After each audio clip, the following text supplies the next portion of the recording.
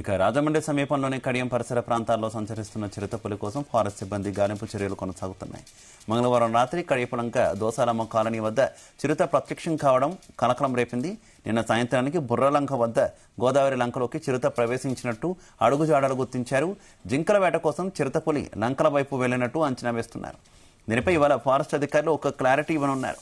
ఇప్పటికే చిరుత కోసం 20 ట్రాప్ కెమెరాలు, 5 సీసీ కెమెరాలు, అలాగే జంతువులను ఎరవేసి ప్రత్యేక బోన్లను ఏర్పాటు చేశారు. చిరుత సంచారం భయంతో నిన్న కడియం నర్సరీల కార్మికులకు సెలవు ప్రకటించడంతో మొక్కల ఎగుమతులు నిలిచిపోయాయి.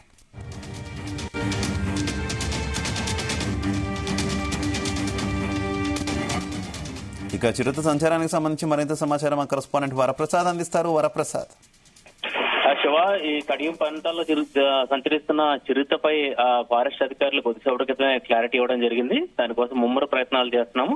అయితే స్థానికులు మాత్రం దీనికి సహకరించాలని చెప్పి కూడా కోరుతున్నారు.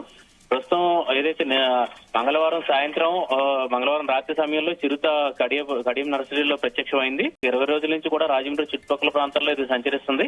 అయితే ఏదైతే సెప్టెంబర్ 5వ తేదీన ఈ చిరుతను తొలిసారిగా చూశారు ప్రయాణికులు NH దాటుతున్న నేపథ్యంలో. అప్పటి నుంచి కూడా చూస్తే కనుక దివాన్ చెరువు రిజర్వ్ ఫారెస్ట్ లోనే ఈ చిరుత ఉండిపోయింది.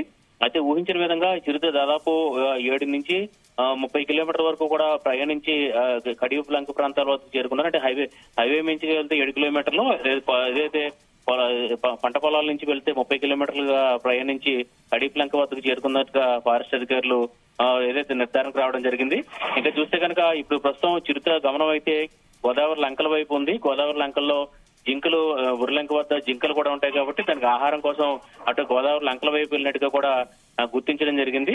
ప్రస్తుతం ఈ చిరుతపులి 4 సంవత్సరాల వయసు ఉంటుంది. అదేవిధంగా మగ చిరుతపులిగా గుర్తించడం జరిగింది.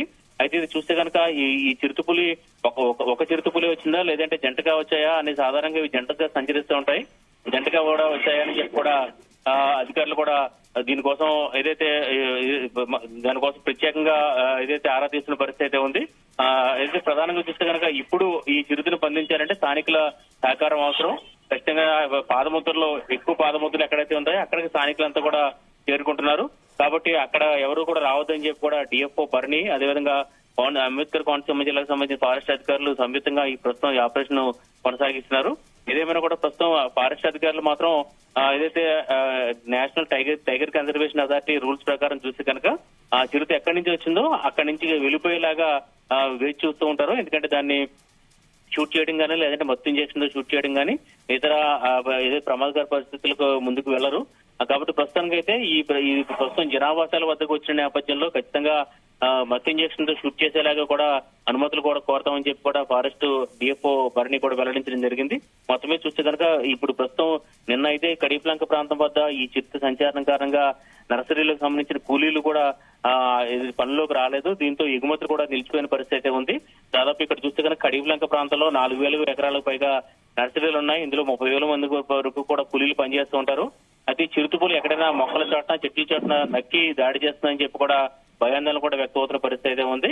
అయితే ప్రజలెవరూ కూడా ప్రస్తుతానికి అధికారులు కొంత గోదావరి లంకల్లోకి ఈ చిరుత వెళ్ళింది అన్న సమాచారం ఇస్తున్నటువంటి నేపథ్యంలో ప్రజలు కొంత ఊపిరి పీల్చుకున్న సిచ్యువేషన్ ఏమైనా ఉందా?